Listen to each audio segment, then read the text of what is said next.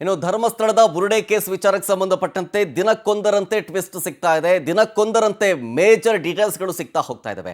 ಹಾಗೆ ಮತ್ತೊಂದು ಧರ್ಮಸ್ಥಳದ ಬುರುಡೆ ಪ್ರಕರಣದಲ್ಲಿ ಮತ್ತೊಂದು ಟ್ವಿಸ್ಟ್. ಅತಿ ಶೀಘ್ರದಲ್ಲೇ ಧರ್ಮಸ್ಥಳ ಕೇಸನ್ನ ಎನ್ಐಎಗೆ ಕೊಡ್ತಾರಾ ಅನ್ನುವಂತ ಪ್ರಶ್ನೆ. ಸದ್ಯದಲ್ಲೇ ಧರ್ಮಸ್ಥಳ ಪ್ರಕರಣದಲ್ಲಿ ಎನ್ಐಎ ಎಂಟ್ರಿ ಆಗೋ ಸಾಧ್ಯತೆಗಳು ಕಾಣಿಸ್ತಾ ಇದ್ದಾವೆ. ಕಾರಣ ಏನು ಅಂತಂದ್ರೆ ಎನ್ಐಎಗೆ ವಹಿಸಬೇಕು ಅಂತ ಹೇಳಿ ಕೇಂದ್ರ ಗೃಹ ಸಚಿವ ಅಮಿತ್ ಶಾ ಅವರಿಗೆ ಪತ್ರವನ್ನ ಬರೆಯಲಾಗಿದೆ. ಪತ್ರ ಬರೆದಿರೋರು ಸಂಸದರಾದಂತಹ ಕೋಟಾ ಶ್ರೀನಿವಾಸ ಪೂಜಾರಿ ಅವರು. ಎನ್ಐಎಗೆ ವಹಿಸಬೇಕು ಇದರ ತನಿಖೆಯನ್ನ.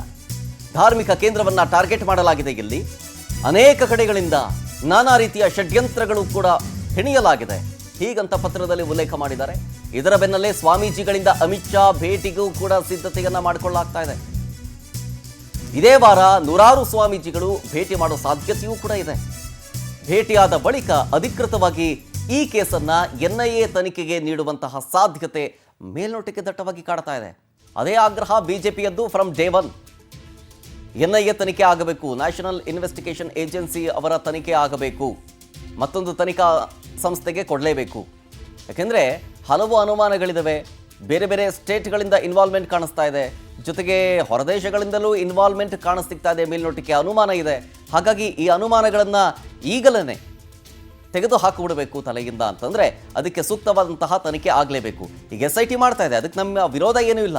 ಆದರೆ ಎನ್ಐಎ ಕೂಡ ತನಿಖೆ ಮಾಡಬೇಕಾಗತ್ತೆ.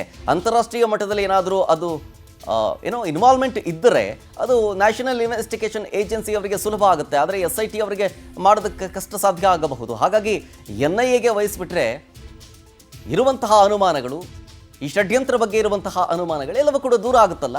ಸೊ ಹಾಗಾಗಿ ಇದನ್ನು ಎನ್ಐಎ ತನಿಖೆ ಕೊಡಿ ಅಂತ ಹೇಳಿ ಕೋಟಾ ಶ್ರೀನಿವಾಸ ಪೂಜಾರಿ ಅವರು ಸಂಸದರು ಕೇಂದ್ರ ಗೃಹ ಸಚಿವ ಅಮಿತ್ ಶಾ ಅವರಿಗೆ ಪತ್ರವನ್ನು ಬರೆದಿದ್ದಾರೆ. ಜೊತೆಗೆ ಒಂದಷ್ಟು ಜನ ಸ್ವಾಮೀಜಿಗಳು ಕೂಡ ಅಮಿತ್ ಶಾ ಅವರನ್ನ, ಕೇಂದ್ರದ ನಾಯಕರನ್ನ ಭೇಟಿ ಮಾಡೋದಕ್ಕೆ ಸಿದ್ಧತೆಗಳನ್ನು ಮಾಡಿಕೊಳ್ತಾ ಇದೆ. ಧಾರ್ಮಿಕ ಕೇಂದ್ರವನ್ನು ಇಲ್ಲಿ ಟಾರ್ಗೆಟ್ ಮಾಡಲಾಗಿದೆ. ಅನೇಕ ಕಡೆಗಳಿಂದ ಇಲ್ಲಿ ಷಡ್ಯಂತ್ರ ಆಗಿದೆ, ಅದಾಗಿದೆ ಇದಾಗಿದೆ ಅಂತ ಹೇಳಿ ಆರೋಪಗಳು. ಆದರೆ ಆ ಆರೋಪಕ್ಕೆ ಯಾವುದೇ ಸಾಕ್ಷ್ಯಗಳು ಇನ್ನೂ ಕೂಡ ಸದ್ಯದ ಮಟ್ಟಿಗೆ ಸಿಕ್ಕಿಲ್ಲ. ಹಾಗಾಗಿ ಎನ್ಐಎ ತನಿಖೆಗೆ ವಹಿಸಬೇಕು ಇದನ್ನ ಅನ್ನುವಂಥ ಆಗ್ರಹ ಕೇಳಿ ಬರ್ತಾ ಇದೆ. ಡೀಟೇಲ್ಸ್ ಕೊಡ್ತಾರೆ ಇದ್ರ ಬಗ್ಗೆ ನಮ್ಮ ಪ್ರತಿನಿಧಿ ವೆಂಕಟೇಶ್ ಲೈವ್ನಲ್ಲಿ. ವೆಂಕಟೇಶ್, ಬಿಜೆಪಿಯ ಆಗ್ರಹ ಕೂಡ ಅದೇ ಆಗಿತ್ತು. ಜೊತೆಗೆ ಈಗ ಕೋಟಾ ಶ್ರೀನಿವಾಸ ಪೂಜಾರಿ ಅವರು ಕೂಡ ಪತ್ರ ಬರೆದಿದ್ದಾರೆ ಎನ್ಐಎ ತನಿಖೆ ಆಗಬೇಕು ಅಂತ ಸೆಂಟ್ರಲ್ ಹೋಮ್ ಮಿನಿಸ್ಟ್ರಿಗೆ. ಪತ್ರದಲ್ಲಿ ಏನೇನು ಉಲ್ಲೇಖ ಮಾಡಿದ್ದಾರೆ ಅಂತ?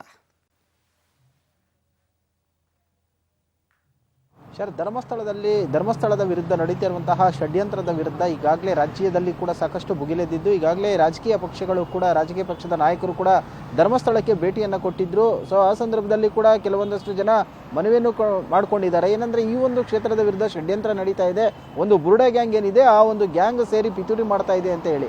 ಅಲ್ಲದೆ ಇಷ್ಟು ದೊಡ್ಡ ಮಟ್ಟದಲ್ಲಿ ಒಂದು ಷಡ್ಯಂತ್ರ ಮಾಡೋದಕ್ಕೆ ಕಾರಣ ಏನು, ಅವರಿಗೆ ಎಲ್ಲಿಂದ ಫಂಡ್ ಬರ್ತಾ ಇದೆ ಅನ್ನೋಂಥದ್ದು ಕೂಡ ಇಲ್ಲಿ ಜನಸಾಮಾನ್ಯರನ್ನು ಕಾಡುವಂತಹ ಒಂದು ಪ್ರಶ್ನೆ ಆಗಿರುವಂಥದ್ದು. ಹಾಗಾಗಿ ಈ ಒಂದು ತನಿಖೆಯನ್ನು SIT ನಡೆಸ್ತಾ ಇದೆ. ಜೊತೆಗೆ ಎನ್ಐಗೂ ಕೂಡ ಕೊಡಬೇಕು ಅಂತ ಹೇಳಿ. ಯಾಕಂದ್ರೆ NIA ಅಧಿಕಾರಿಗಳು ತನಿಖೆಗೆ ಹಿಡಿದಂಥ ವೇಳೆಯಲ್ಲಿ ಇಷ್ಟು ದೊಡ್ಡ ಪ್ರಮಾಣದಲ್ಲಿ ಫಂಡಿಂಗ್ ಆಗಿದೆಯಾ, ಈ ಹಣ ಎಲ್ಲಿಂದ ಬರ್ತಾ ಇದೆ, ವಿದೇಶಗಳಿಂದ ಏನಾದರೂ ಈ ಒಂದು ಜನರಿಗೆ, ಈ ಒಂದು ಗ್ಯಾಂಗ್ ಏನಿದೆ ಇದಕ್ಕೆ ಹಣ ಏನಾದರೂ ಸಂದಾಯ ಆಗ್ತಾ ಇದೆಯಾ, ಯಾವ ರೂಪದಲ್ಲಿ ಹಣ ಬರ್ತಾ ಇದೆ, ಸೊ ಇವರನ್ನ ಮೋಟಿವೇಟ್ ಮಾಡ್ತಾ ಇರೋರು ಯಾರು, ಇದಕ್ಕೆಲ್ಲ ಫೈನಾನ್ಷಿಯಲ್ ಆಗಿ ಸಪೋರ್ಟಿಂಗ್ ಮಾಡ್ತಾ ಇರೋರು ಯಾರು ಅನ್ನೋಂಥದ್ದು ಕೂಡ ತನಿಖೆ ಆಗಬೇಕು. ಆ ತನಿಖೆಯ ಸಂದರ್ಭದಲ್ಲಿ ಈ ಎಲ್ಲ ವಿಚಾರಗಳು ಕೂಡ ಹೊರಗಡೆ ಬರುತ್ತೆ. ಹಾಗಾಗಿ ಇದನ್ನ NIA ಅಧಿಕಾರಿಗಳು ತನಿಖೆಯನ್ನು ಮಾಡಬೇಕು ಅಂತ ಹೇಳಿ ಕೂಗು ಕೇಳಿ ಬರ್ತಾ ಇರುವಂತಹ ಹಿನ್ನೆಲೆಯಲ್ಲಿ ಕೆಲವು ಸ್ವಾಮೀಜಿಗಳು ಕೂಡ ಈಗಾಗಲೇ ಗೃಹ ಮಂತ್ರಿಗಳನ್ನ ಭೇಟಿಯಾಗಿದ್ದಾರೆ. ಅಲ್ಲದೆ ಕೇಂದ್ರ ಗೃಹ ಸಚಿವರನ್ನು ಕೂಡ ಭೇಟಿ ಮಾಡಿ ಆ ಒಂದು ದಿನಾಂಕವನ್ನ ಕೇಳಿದ್ದಾರೆ ಅಂತ ಹೇಳಿ, ಭೇಟಿ ಮಾಡೋದಕ್ಕೆ ದಿನಾಂಕವನ್ನ ಕೇಳಿದ್ದಾರೆ ಅಂತ ಹೇಳಿ ಗೊತ್ತಾಗ್ತಾ ಇದೆ. ಇನ್ನ ಕೋಟಾ ಶ್ರೀನಿವಾಸ ಪೂಜಾರಿ ಸಂಸದರೇನಿದ್ದಾರೆ ಅವರು ಕೂಡ ಈಗಾಗಲೇ ಗೃಹ ಸಚಿವರಾದಂತ ಅಮಿತ್ ಶಾ ಅವರನ್ನು ಕೂಡ ಭೇಟಿ ಮಾಡಿದ್ದಾರೆ ಅಂತ ಹೇಳಿ ತಿಳಿದು ಬರ್ತಾ ಇದೆ. ಸದ್ಯ ಆದಷ್ಟು ಬೇಗ ಕೂಡ ಸ್ವಾಮೀಜಿಗಳು, ಮಠಾಧಿಪತಿಗಳು ಕೂಡ ಗೃಹ ಮಂತ್ರಿಗಳನ್ನ ಭೇಟಿ ಮಾಡಿ ಅಲ್ಲಿ ಕೂಡ ಮನವಿ ಸಲ್ಲಿಸುವ ಸಾಧ್ಯತೆ ಇದೆ ಅಂತ ಹೇಳಿ ತಿಳಿದು ಬರ್ತಾ ಇರುವಂತದ್ದು. ಶರತ್, ಥ್ಯಾಂಕ್ ಯು ವೆಂಕಟೇಶ್ ಡೀಟೇಲ್ಸ್ಗಾಗಿ.